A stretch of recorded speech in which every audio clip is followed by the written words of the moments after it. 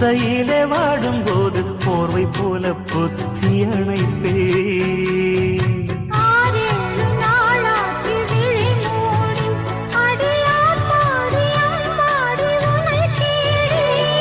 நீதானே மானே என் இளஞ்சோடி உனை